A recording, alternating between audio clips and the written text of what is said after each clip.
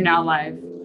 Okay, let's call to order the Policy Committee meeting for December 16th. And please roll the COVID disclosure. Thank you, Mayor Hudson.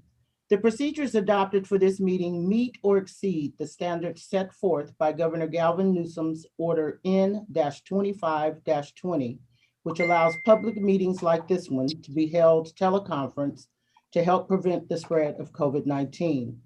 At this time, it would be appropriate to conduct roll call, and I would ask the chair to recognize me afterwards to confirm certain matters for the record. Okay, under roll call, please note that Dave Hudson and Sridhar Varos are both here. We are the committee, and you have the floor, Ms. Smith. Thank you. I would like to now verify that 1, all members of the committee can hear me well.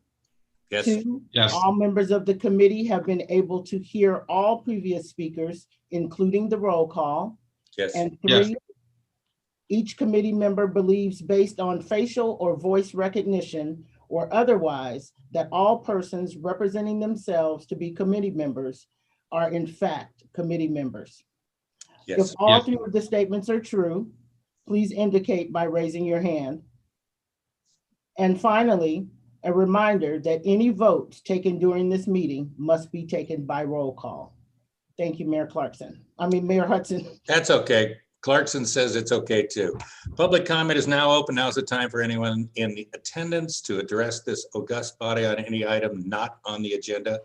I could talk silly because the only 2 attendees are staff members. Whether or not you want to let them in is up to you. Debbie Chamberlain and Maria Ferner. Is there anyone else? Since there's no one else, 1, 2, 3, we'll close public comment. Now on to approval of minutes. This is the rescheduled meeting from November 19th, 2020. I was the one that was there. I don't see any changes to be made. I would move that we approve them. Doesn't matter, Sridhar, you can, you can abstain. You're obviously not gonna say no. You can say yes, it's up to you. There's no way we're bringing Bill back for this. So I've moved it. Did I hear you second it? Oh, I abstained because I wasn't Okay. there in that meeting. So We'll leave it up to Martin to figure out what it is if he wants to do it, and move on to new business. There's no unfinished business. I'm still looking to see if can't believe nobody's coming to attendance on this, but in any case, the new business is a temporary this is 5.1, temporary 12-month permit parking for Miravilla Community. I guess you're going to start with Maria. Maria's in attendance, though. Are you going to do this on your own, PJ? We're going to kick her out, or do you need her to come in and introduce you? Lisa and I will take the lead on this one. Thank you. Oh, okay. You decide which one's going first. All right, thank you, Mayor Hudson. Thank you. Good afternoon, Mayor Hudson, and welcome, Council Member Varos. It's a pleasure to have you on the planning or on the policy committee. So good afternoon, Mayor, Council Member, City Manager, and staff. This afternoon, we are here to provide all of you with an update on a parking situation that has evolved within the Miravilla community. And we are seeking your support to recommend to the City Council approving a designation of temporary 12-month permit parking along residential public streets in the Miravilla community. On November 19th, the Transportation Advisory Committee, or TAC, by a 5-2 vote, supported recommending moving forward with temporary permit parking in the Miravilla community. Therefore, it is staff's recommendation this afternoon to proceed with temporary 12-month permit parking beginning on January 26th, 2021 to January 26, 2022. Ultimately, the City Council, regardless of whether it's temporary or permanent permit parking, must adopt a resolution. Therefore, upon your support this afternoon, we will present a resolution of support to the City Council on January 12th, 2021. The resolution will be to designate temporary 12-month permit parking on those public streets within Miravilla. Our goal this afternoon is to provide you with a summary of what has transpired to date. With that said, included in your staff report is a comprehensive overview of tasks that have been completed by staff, and it summarizes the discussions held with the Transportation Advisory Committee. So permit parking here in San Ramon is not new.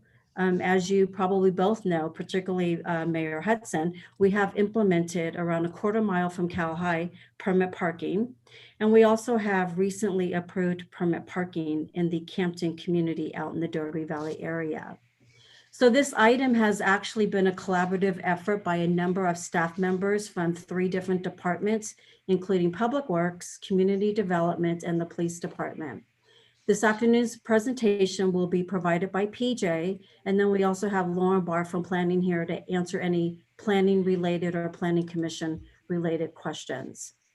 So before I turn it over to PJ, I just want to thank the staff. There are a number of staff members, including our senior traffic engineer, Deb Fear, who've been working on this endeavor the past couple of months.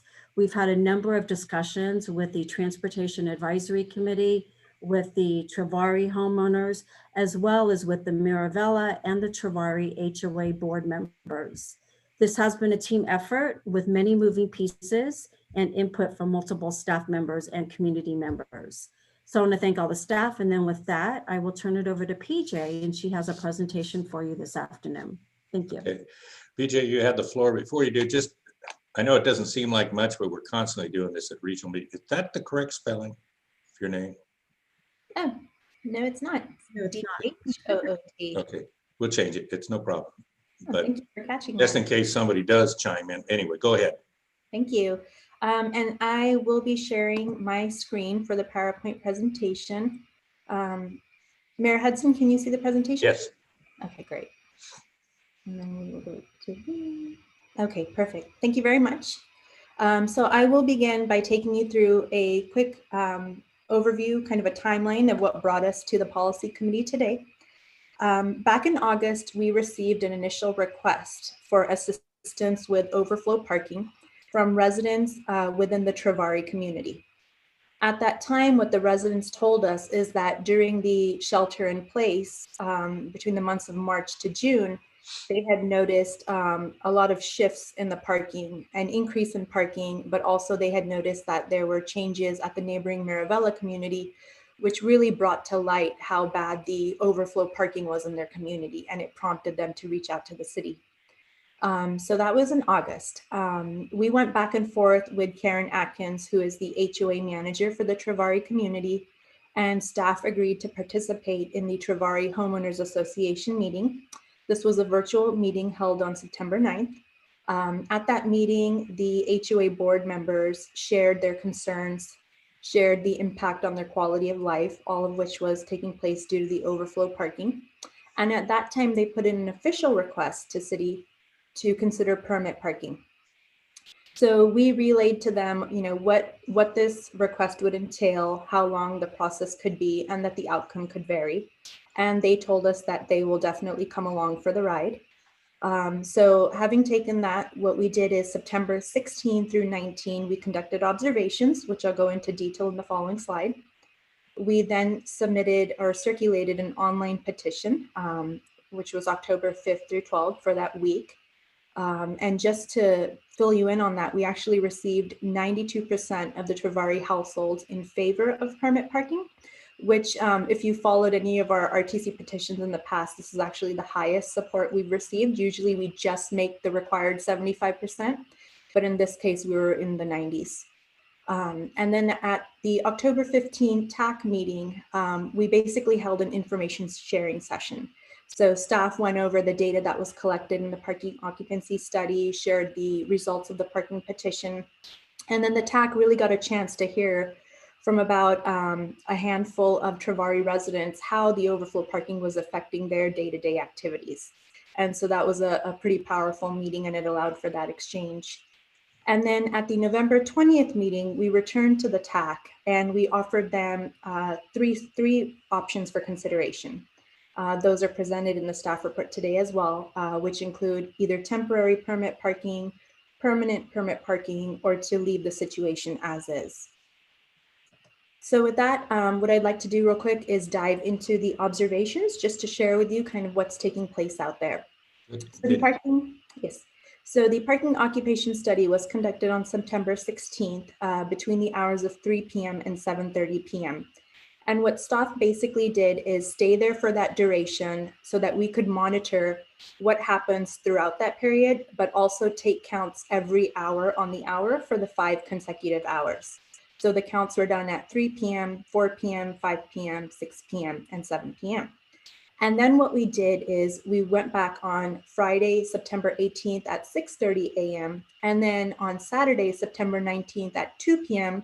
just to do a spot check and make sure there was nothing out of the ordinary or something that would lead to us needing to further investigate the parking situation. And what we found on the 2 following days is that the data really lined up with what we had seen on September 16th. So there was no need to look into anything further. Now, to summarize the observations, what we really found is that Zone 1, which is public parking along Red Willow Road, and Red Willow Road really divides the 2 communities, the Trevari community and the Miravilla community. Parking pretty much ran between 80 to 100% the entire time. Just a couple of spots were available when staff first arrived, 5 spaces, and then those were gone within a couple of hours. Now, the other spaces that tend to fill up are the entrances to the Trevari community, those closer walking distance to Miravilla, and then of course, last to fill up are as you get further into the cul-de-sacs at Trevari. Now, at the same time that parking at Trevari runs between 70 to 100% occupied, the parking in Zone 8, which is the Miravilla community across the way, typically runs at about 40% occupancy throughout the day, reaching only its peak of 60% on Saturday at 2 p.m. So just to give you some numbers, and then I do have a map that just again shows you the zones. Zone 8 compromises the entire Miravilla community, and then the other zones go back to the table. So now the proposal that we took to the TAC and that we are supporting tonight and bringing forth is the 12-month permit parking. The hours that we have decided on are 7 p.m. to 7 a.m. 7 days a week, because this directly addresses the overnight residential parking that is taking place. If we were to move forward with the 12-month permit parking, it would be quite similar to what you've seen in the Campton community, where we would install 4 permit parking signs at the entrance to Trevari. But in advance of that, we would definitely work with the community to put out an educational campaign, work with the police department to make sure that everybody is on board and follow the steps that we have in the past. So whether we extend permit parking in the Cal High area or we give new permit parking to Campton, we thoroughly ensure that residents have been given proper notification to get their visitor permits, their resident permits, but then also give an opportunity to the neighborhood, for example, the Miravilla community, so that they know that enforcement will commence on, say, January 26, 2021, just that nobody is misinformed or nobody is cited when they're not supposed to be. So we do have a plan in place if we were to move forward with the 12-month permit parking. Now, just to give you a closer view of the 2 communities that we're talking about tonight. Trevari consists of 84 single-family homes. Each home has a 2-car garage and a 2-car driveway. There are 4 roadways that make up Trevari, and they're all public roadways with on-street parking. They include Azalea, Fuchsia, Pearlgrass Lane, and Pearlgrass Court. If we were to implement permit parking, temporary or permanent, it would affect all 4 roadways. Now, the Miravilla community, which is across Red Willow Road, consists of 176 townhomes with 2-car garages, and a majority of the homes do not have a driveway except for 36 of the 176 townhomes. They have 96 guest parking spaces that are sprinkled throughout the property, and all of the roadways within Miravilla are private. Now, what we have attempted to do is look at the staff reports and the conditions of approval dating back to the early 1990s.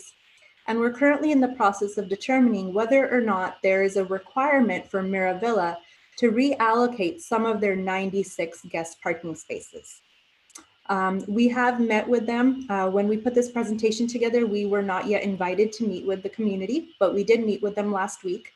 We met with the Miravilla HOA manager and 3 board members, During the meeting, it was very clear to staff that Miravilla does not have any intentions right now to reallocate any of their internal parking.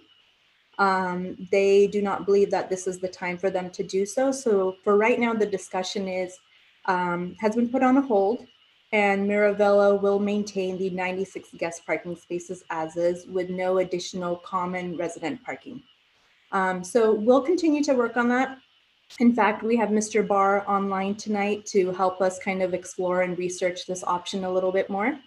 But at the end of the day, what it really comes down to is whether or not Miravilla is willing to make a change internally doesn't really affect the fact that the Travari community has to deal with overflow parking, and that Travari can move forward with permit parking if that is the council's decision, regardless of the changes made at Miravilla.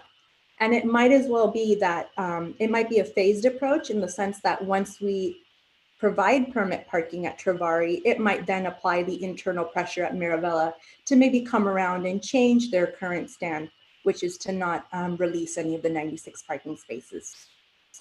But just to call one thing out, one thing that we do know for certain is that the required number of guest parking spaces for Miravilla are 44.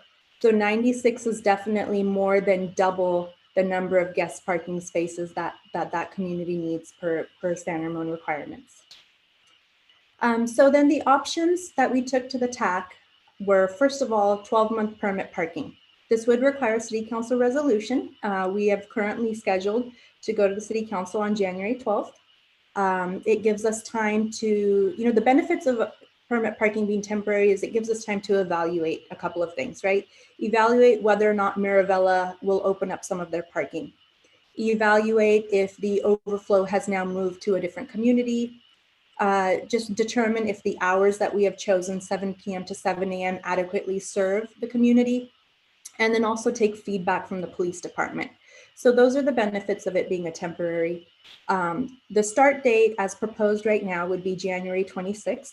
That would allow us 2 weeks to work with the residents of Travari and the San Ramon Police Department to distribute the guest and resident stickers. And then the sunset date would be January 26th of the following year, 2022. Now, at that time, if we decided in our evaluation that permit parking is the right solution, then we would come back to City Council, say January of 2022, with a resolution that would make permit parking permanent. So that's the option there. If we were to go with option 2, that would be for permanent permit parking right out the door. And this is something that we have considered. However, TAC does support temporary just because it gives us time to evaluate, make changes, and possibly work with the Miravilla community. And then, of course, the third option we shared with them was to leave it as is.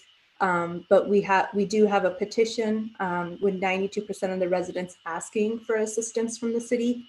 And at this point, we have been made aware of some of the situations and the issues that our residents are dealing with.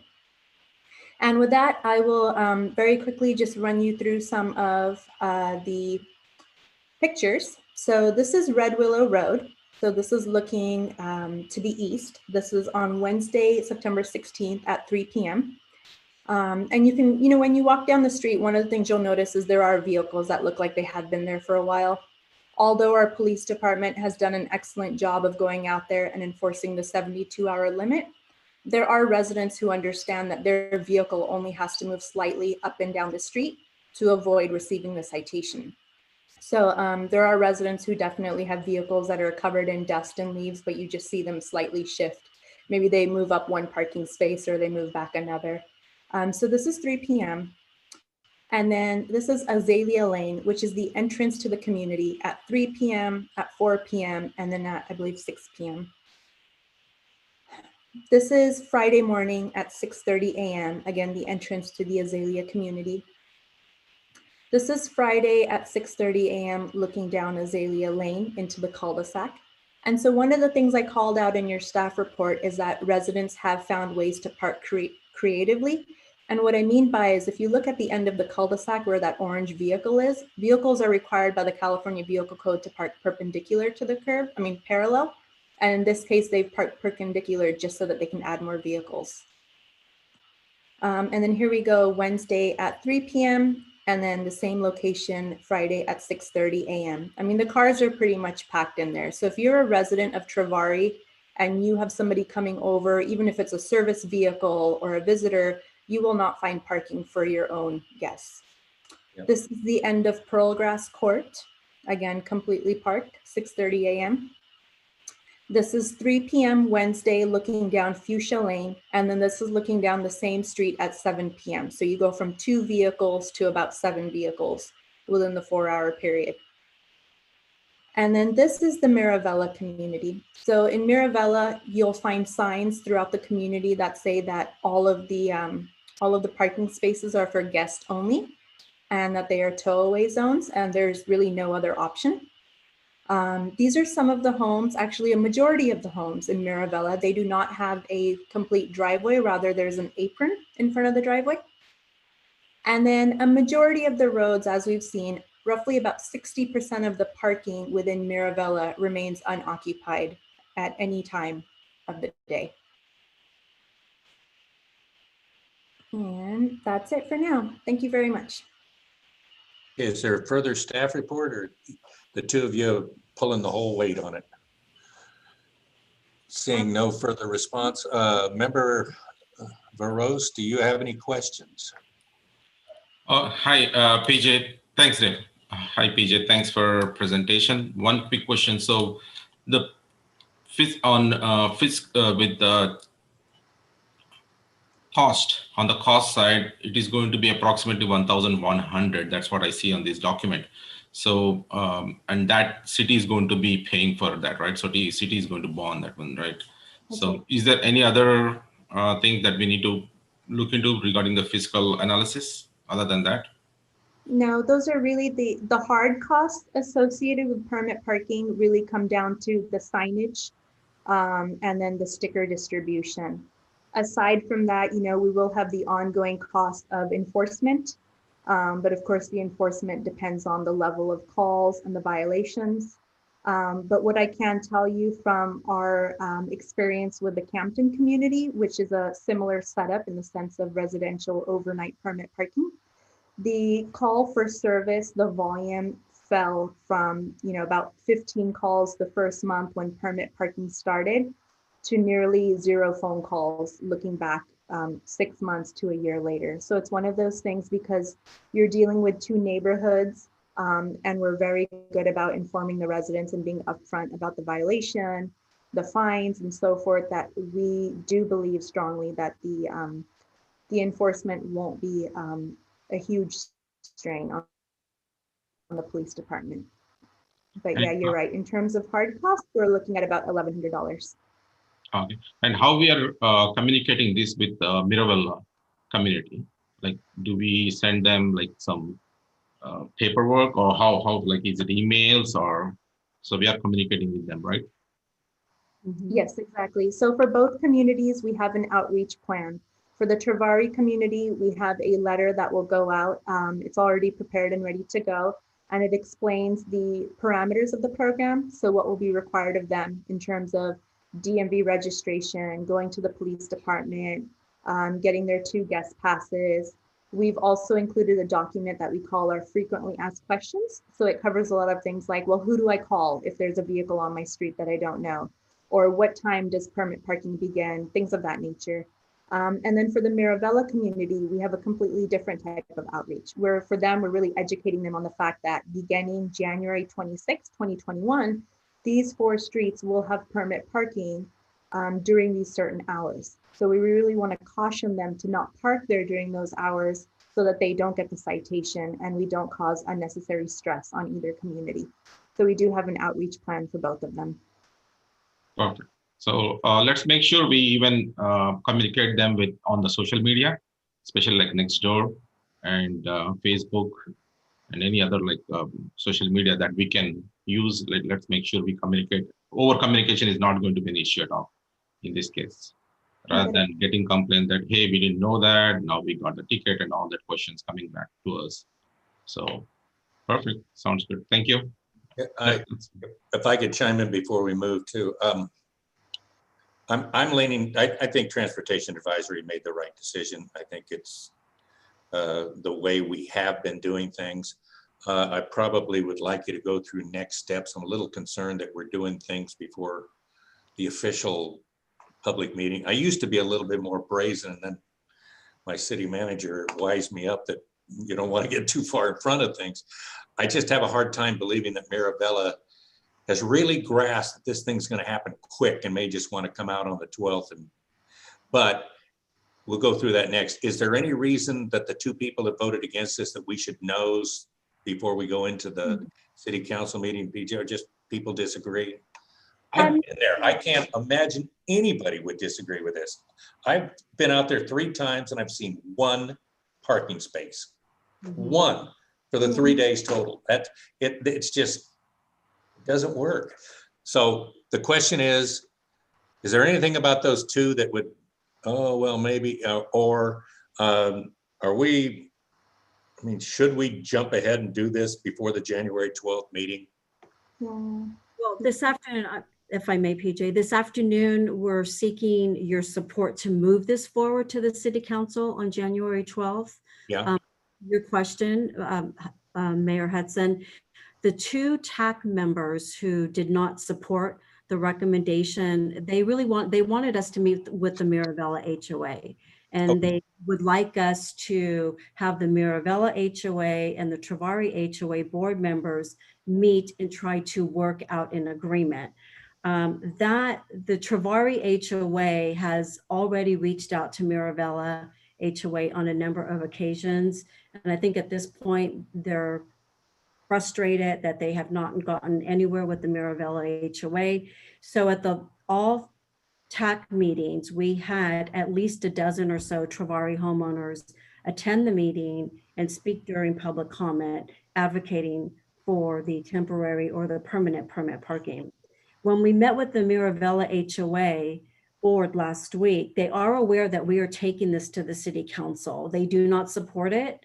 And it's likely we will get a Miravilla HOA board member and or members of the Miravilla community to speak during the January 12th council meeting. But we also expect members of the Travari community to show up and advocate for some type of relief with the parking situation within Travari. So I want to give you that heads up that it is likely you're going to have opposing views at the January 12th city council meeting.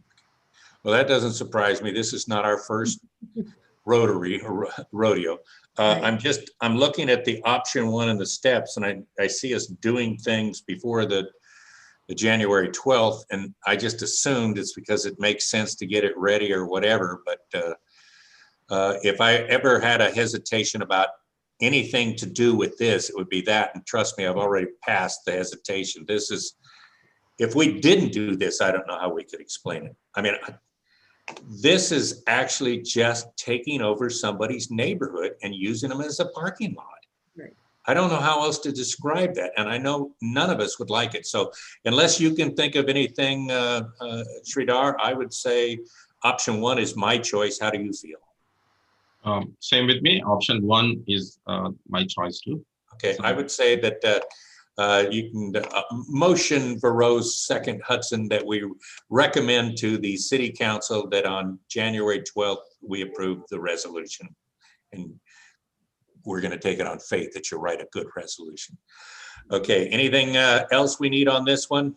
There's only 2 of us voting, so you can figure out we're both yes. Anything staff can add to this? Hesitation, trepidation, seeing no one. I'd ask for the attendees, but they're staff too. They're going to hide over there. They're not stupid. They've done this before.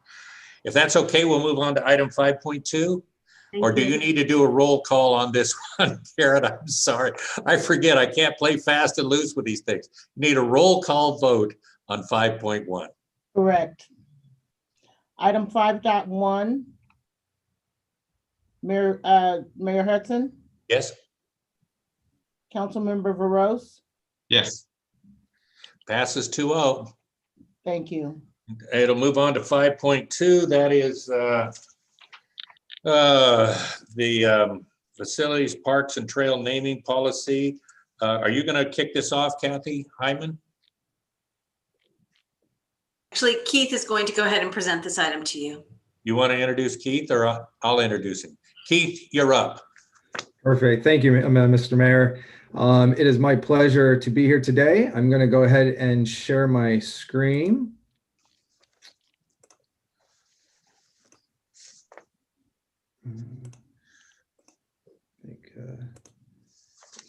And hopefully everybody can see the presentation. This is a simple, well, I'm here today to present revisions to the facility and park naming policy as recommended by the Parks and Community Services Commission and the Open Space Advisory Committee. It is recommended that the policy committee review the updates, suggest necessary changes, and forward to the full city council for adoption. To start, the current policy includes process for naming parks, fields, facilities, and rooms, but does not address trails. The policy was last updated in October 2011 and was most recently used this past August for the naming of the Sunrise Ridge Park. Since the last update, the city's trail system has increased to over 50 miles of trails, with more trails to come in the near future. At the request of the Open Space Advisory Committee, staff researched and established guidelines for naming trails. In August, the Open Space Advisory Committee approved and recommended revisions to address naming trails and recommended the renaming procedures of the policy be clarified. And then in October, the Parks and Community Services Commission approved the recommended revisions and the renaming updates. The following criteria for naming trails are based on industry naming trends, as well as a collection of other cities' naming policies. They include the naming of trails based on trail location and geographic area, an outstanding feature of the trail, named for the local scenery or feature that the trail leads to, an adjoining or local subdivision, street, trail, school, or facility, trail location in relationship to an easement provided by a private entity, an adjoining trail from outside city limits that connects to a trail within city of San Ramon, and then named for historical significance or for recognition purposes. The typical naming process starts with obviously staff identifying a facility, a park, field, room that needs to be named. Once it's identified, the Parks and Community Services Commission Facility Committee refers to the policy, decides how they're going to collect names from the public, and then that Facility Committee narrows down the names and makes a recommendation to the full commission. Likewise, with the revisions to the policy, the naming of a trail is very similar in process. The difference being between naming a park or facility compared to a trail is that the Open Space Advisory Committee would then work through the process, collecting names, narrowing down to the last few names or a final name, and then they would make that recommendation to the Parks and Community Services Commission for final approval. So the difference being the Facilities Committee versus the Open Space Advisory Committee narrowing down the names for final recommendations. At the request of and then moving on to the renaming processes, at the request of the Open Space Advisory Committee, staff also formalized the renaming process as the current policy processes needed clarification. And so the process for a renaming of any of our facilities or trail would come in writing to the Parks Community Services Director for consideration. That written request must include the following: proposed entity to be renamed, a background as to why it should be renamed. It should also demonstrate a significant community support for the renaming and identify interested and impacted stakeholders, and then identify a funding source to cover costs as new signage and for new signage and staff time. These written requests would be presented to the Parks Community Services Commission for a recommendation as to whether to proceed with the renaming of a specific park, field, trail, facility, or room. Based on their recommendation, staff would proceed as needed. In the policy, it is recommended that the city does not incur any expenses from the renaming of a park, field, trail, facility, or room initiated by a public request. And this is hence the need to identify a funding source in the written request for renaming. And then at this time, those would be the revisions and updates to the policy. At this time, I would be happy to answer any questions or hear any feedback that either of you have. And I can stop sharing at this point. Oops. No, I want to stop. Good. There we go. Okay, questions of staff, Member Veros? You're muted. Thank you. Actually, I already reviewed this in our Parks Commission, so I'm all good with it. Thank you. Yeah, I would say the same thing. I'm actually pretty impressed with it. When I first read it, then I looked and I said, my goodness, I think this is the way we set it up when we voted for the general plan back in 2001 with the Open Space Committee. I sat on an Open Space Committee when we named the Iron Horse Trail and we went to East Bay Regional Park District. It was an 8-7 vote. We were called ROUTA back then. And I think it's a good way to get people involved. I looked and I don't see anything on here that would change. There's the one testy little one line thing that if you're going to name it after somebody that died, you wait 2 years. I think we were 3, I forget, or vice versa with the park district. Also, when you're saying naming the trails and ownership on the page 41 or 5.2, when you give examples, I would also add to it if you want to do, and I think you already think of it this way anyway, trailheads. The trail that goes up at the end of Green Valley Road as McDonald Gate, some other trail. I mean, you run the darn thing, but I can't remember the names of them. But yet the policy itself, I'm impressed. I'm hoping that the Parks Commission, I'm looking at Sridhar as I say this, embraced it, because I think this is a piece of legislation that you're not going to get a lot of complaints about until emotion jumps in there, like naming after someone that passed away. But my recommendation would be to take Sridhar's recommendation, to move it to the full council on staff's recommendation. Is that what I heard from you, Sridhar? That's right. Thank you. And I'll second that. We do a roll call vote. Motion Veros, second Hudson, to do staff's recommendation, which is Parks Community Service and Open Space Advisory Committee recommend the Policy Committee review the revisions, and we're not recommending any changes. So forward to full council with your recommendations. Karen's looking at me like, what did I not do, Karen? No, you're fine. You took a live vote. Oh, we did? Good enough. We're on to Policy Committee comments. Anything you've got, Sridhar Veros? Nothing. Okay, I've got one and that I keep bringing up, and that is I would like to see when we get to full council in the future that we do a report out that will be read by the chair.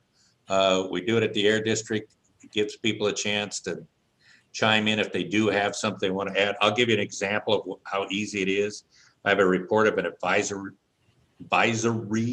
council meeting that I was at today. The advisory council met on Thursday, December 3rd, 2020, and approved the minutes of December 9th, 2020. This meeting was conducted under procedures authorized by Executive Order N 2920. Going down, the council concluded its deliberations on reducing the fine particulate matter in the Bay Area and finalized its recommended measures to further protect public health, which will be presented to the Air District Board. The council then received presentation from Council Chairperson Stan Hayes. The next meeting of the council will be held on Wednesday, December 16, 2020. The joint meeting of the board and directors and blah, blah, blah. Something simple like that where you're reading out to people. And if you want to get into it any further, this is something I'm going to present to the full council when we get to the retreat. We don't have to do it before then, but I'll tell you what, it's good when you're doing these kind of simple readout reports in case you become vice mayor and I conveniently get sick when we have to do one of those proclamations. Somebody start to comment, I'm sorry. Keith, were you saying something? Lauren, did somebody start to say something and I cut them off? Anybody want to add anything for these council comments? Because if you don't, we are adjourned to the next meeting at the call of the city manager. Thank you, guys. On to the next meeting. Anything you. more? Thanks, everyone.